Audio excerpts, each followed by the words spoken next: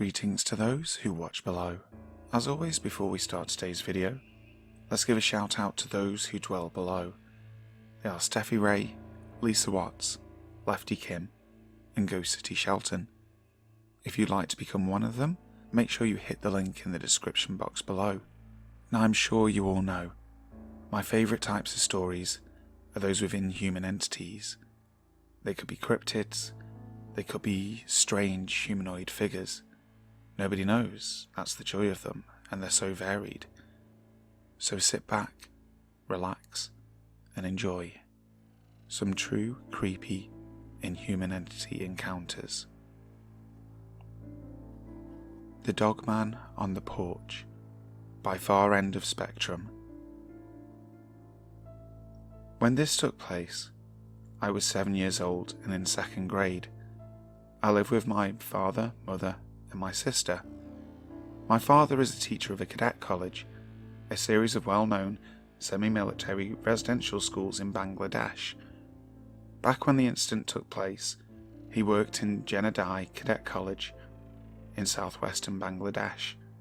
He was a lecturer there. Back when I lived there, Jenadai Cadet College was half engulfed into the Sundarbans. Sundarbans is the largest mangrove forest in the world. It's basically a salty swamp. Stories about the supernatural phenomena inside the Sundarban are widely known in our country. The house we were given by the cadet college has a history. During the Liberation War of Bangladesh in 1971, Jenadai Cadet College was an active battlefield and Pakistani soldiers' encampment.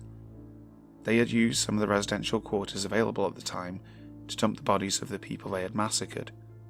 Our house was one of those. They found 17 bodies in this house. Suspicious things would often happen. Every few weeks, there would be one or more nights where there would be banging and scraping on the doors every few minutes. Deep into the night, there would even be groaning and moaning sounds. My parents always disregarded them as the wind. I did too. But my sister would always get startled when it happened.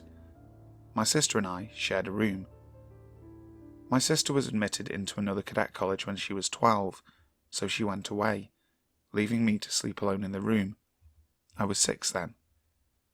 One night when I was 7, my parents were out for an office party. I was doing my homework. It was summer, and due to a voltage shortage, the fans in the house were spinning really slowly, so it was hot inside. After finishing my homework, I came outside on the porch, turning the light on. Again, due to the shortage, the light was meagre. I walked around on the porch for a few moments, and remembered that I had left the fan in my room running. As I entered the house, leaving the front door open, I heard something that sounded like the rumble of distant thunder. I paid it little mind, as thunderstorms are quite common in the summer in Bangladesh. Thinking back on it, I should have. All the windows in the house were open.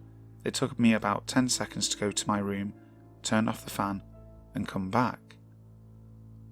It was when I came back to the threshold of the front door and let my eyes adjust to the meagre light outside and the darkness beyond, did I see the creature just at the edge of the porch. It stood bipedal like a human.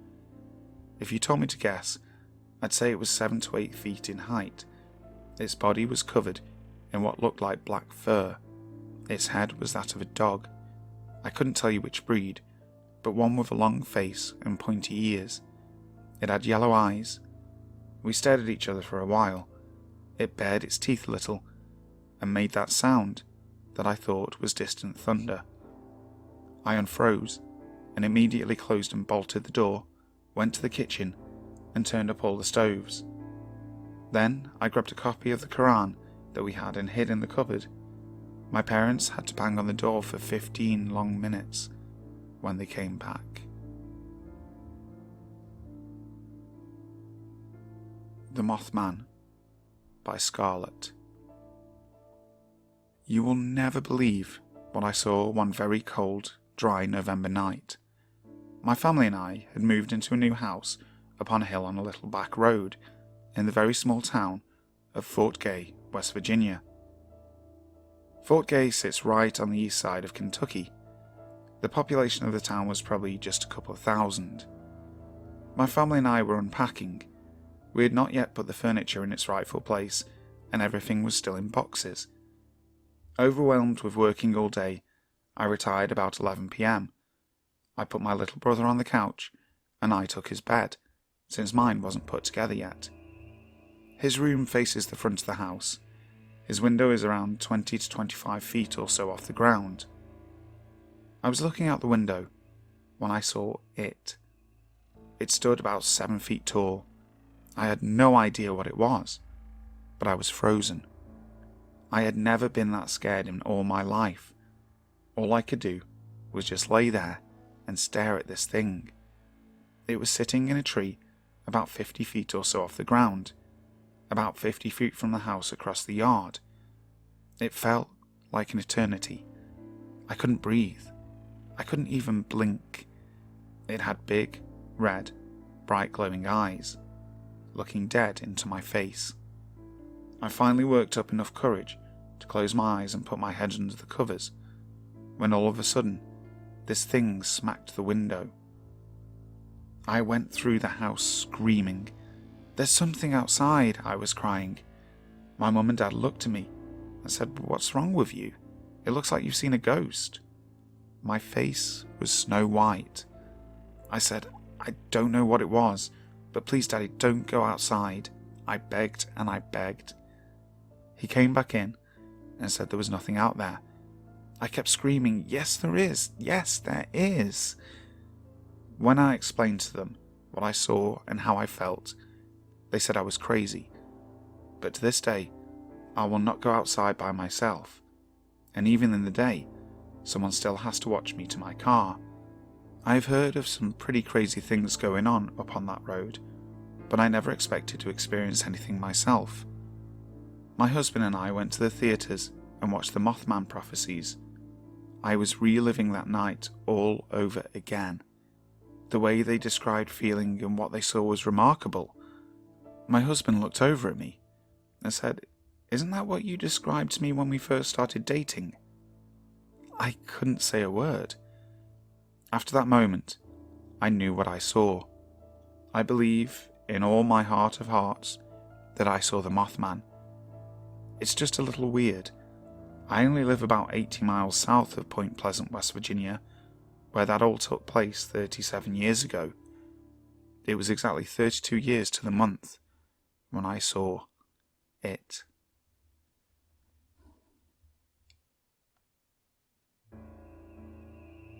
The Montana Werewolf Incident by R.C. This event happened 3 years ago, during mid-July. I live in Montana, outside of a rural community with a population of about 2,000. During this time, I lived on a small, one-floor ranch home by myself. My nearest neighbour lived 1 mile away and was a farmer. I never had many strange encounters leading up to this, but the woods by my house always had an ominous feel to it. Soon after moving in, I realised why the previous owners left pretty quickly. I'd start to hear noises in the woods.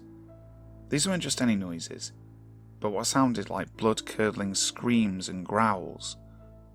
After some research, I learned that even something like a raccoon or bobcat can make these unnatural noises, and chalked it up to being that. But still, it just never felt right.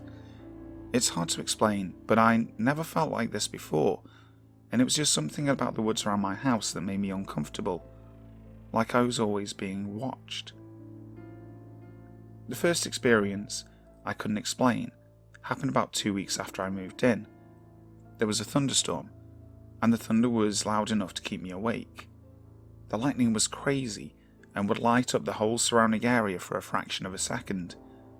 As I was laying on the couch and got up to get a glass and a drink at the sink, it was around 2 a.m. if I recall correctly. Above it, there's a small window that gives a view of my yard leading up to the tree line. When the next flash of lightning hit, I saw it. Admittedly, it wasn't a long view, but it gave me enough time to see whatever this thing was. It was near the tree line, just a few steps into my yard. At first, I thought it was a bear, but it wasn't.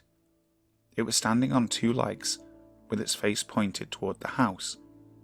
Its legs were like a dog's, and I could clearly make out the hocks. It was hard to tell the colour of the fur, but it was dark. Its upper body was massive, with a wide torso and arms that could almost reach the ground from standing. The strangest thing about it is how the upper body seemed to dwarf the lower body. After standing there, frozen in shock, I waited for the next lightning strike, but when it happened, it wasn't there. It happened so quickly and was gone so quickly. After that, I brought a gun and would sleep with it in arm's reach.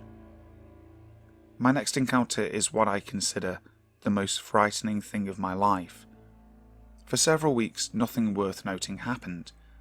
I don't get cable where I live, and one night I was watching something and my satellite kept acting up. I didn't like going outside at night, but this would be quick. I just had to move the antenna a bit. Nothing had happened for a few weeks, so I decided to just go out and do it. I grabbed my gun and flashlight and went out. The first thing I noticed was the eerie quietness that surrounded me. This time of year at night, the woods are active with all types of creatures. Just not tonight. Despite the fear I was developing, I made my way over to the satellite and began to adjust it.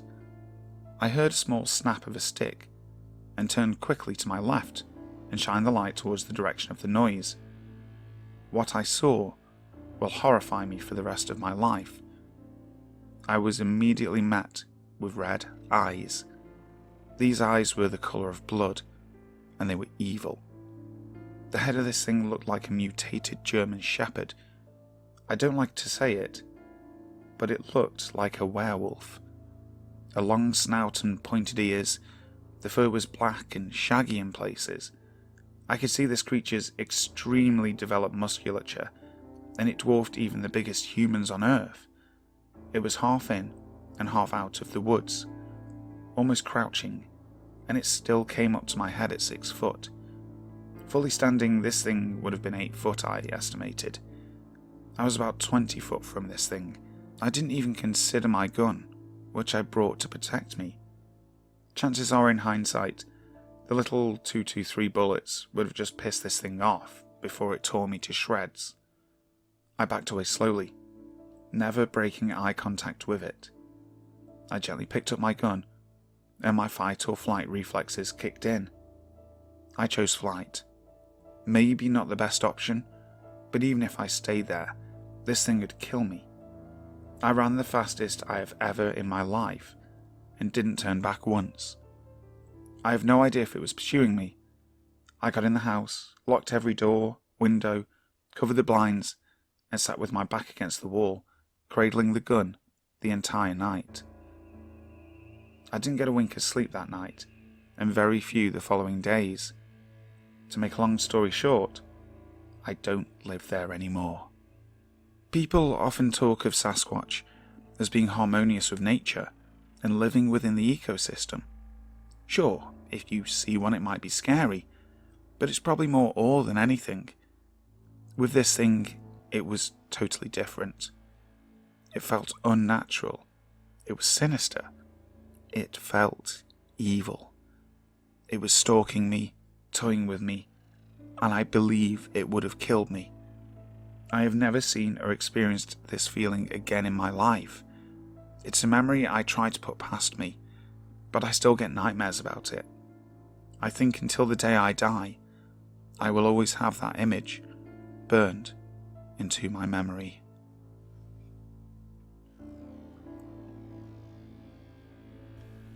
Weird White Crypto by bluebelgianbeer. This story happened to a dear friend of mine when we were about middle school age, and to whom I'm still very close.